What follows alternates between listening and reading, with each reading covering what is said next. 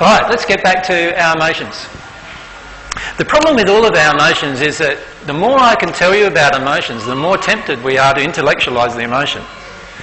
And this is a difficulty that we're facing at this time, I feel, is that a lot of the times people are wanting more information about how to access emotion and so forth, but the more information I give, the more we're tempted to go into the mind and intellectualise the process, which actually gets us out of experiencing the emotion. And so sometimes I look at the whole situation with regard to emotions and think, is it better to say more about them or say less about them? But in the end, what we're trying to do is get you to settle underneath in the causal emotion. And to do that, at the end of the day, we need to recognise what the causal emotion is and how it feels. And that's the issue that most of us face. Most of us often get into emotion, but we're not actually knowing whether this emotion is actually an emotion that's something to do with my childhood. And it is quite easy to know when something is a core emotion. So let's call it a core emotion or a causal emotion, if you like. Remember, it's your core emotions that create your law of attraction.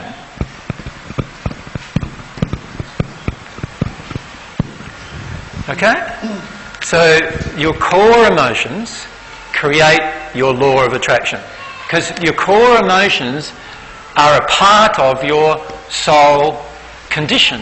And remember, it's your soul condition, which is the sum total of all of the passions, desires, longings, emotions, feelings inside of your soul. The sum total of all of that, your beliefs and everything, the sum total of all that creates your soul condition.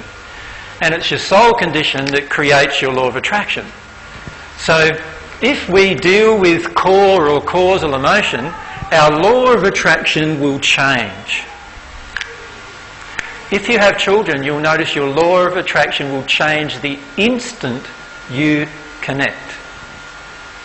If you don't have children, you'll find, and you have pets, you'll find your law of attraction will change the instant you connect. The truth is, your law of attraction does change the instant you connect. But unfortunately for many of us, if we don't have children or we don't have pets around us close by, we don't notice it until a few days later generally, or a week later, or when new events occur. So myself and Mary were driving down today, and we drove all the way down here, and it was such a smooth trip, it was unreal. And I said, I must have changed a few emotions since the last time we drove down. Because the last time we drove down, I got stuck behind every slow person you could possibly think of between Kingaroy and here, right? And so I'd slow down, we wait, and you know what the road up there is like, you know, it's a bit windy and whatever, and there's not many passing lanes or anything, so you get stuck for a while. Then you pass one, and then you get stuck for a while, That's what it was like last time all the way. This time, all the way down, there was nobody in front of us until we came up to this semi, and the semi pulled off just in the town that we came up to him on, and then we off again, and there was no one in front of us all the way to here. It was really different compared to before, and I could feel some of the emotion that I dealt with that allowed that to happen. And some of this emotion I dealt with was this feeling that I had inside of myself of, oh boy, I can never really get things how I want them to be. You know, nothing's ever going to run smooth. How many of you got that emotion? Nothing's ever going to run smooth in my life. It's never going to be exactly how I like it. There's always going to be something wrong.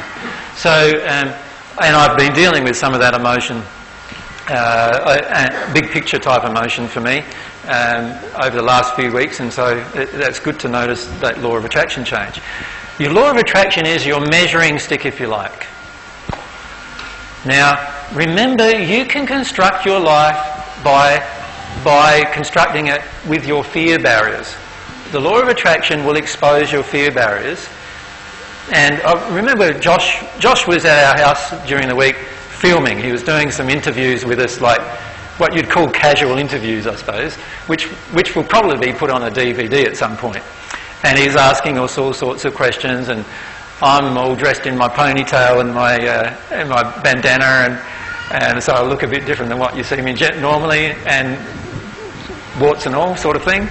And he interviewed us quite a lot over the last 3 or 4 days. And in one of the discussions we were talking about Josh's life, where Josh went through a period in his life where he used the Zen out method, didn't you, basically? The power of now methods, I suppose you'd call them, that he'd been taught to actually detune from his life so much that even though the law of attraction events continued to occur, he felt completely calm and peaceful through the entire thing. So his computer would break down, completely calm and peaceful, all through the entire thing. And these events would still occur, but he felt calm and peaceful through the entire thing. Now, is he dealing with the causal emotion? No, because the law of attraction is causing the events to still occur.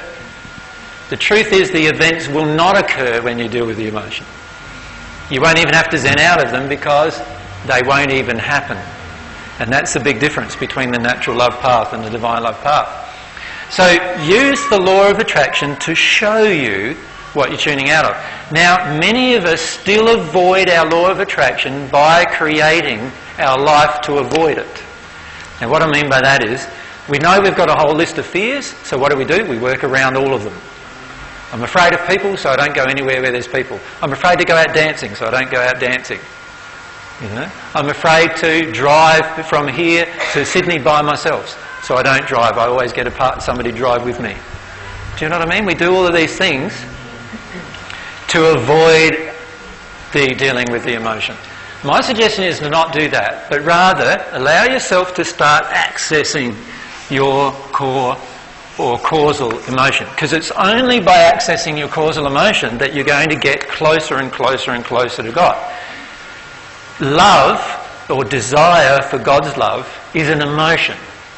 It can be passionately felt. But it's not going to be passionately felt if you don't feel like you've got passion about anything. You know, if you've detuned yourself from all of your passions, you can't passionately feel it. So this is why emotion is so important.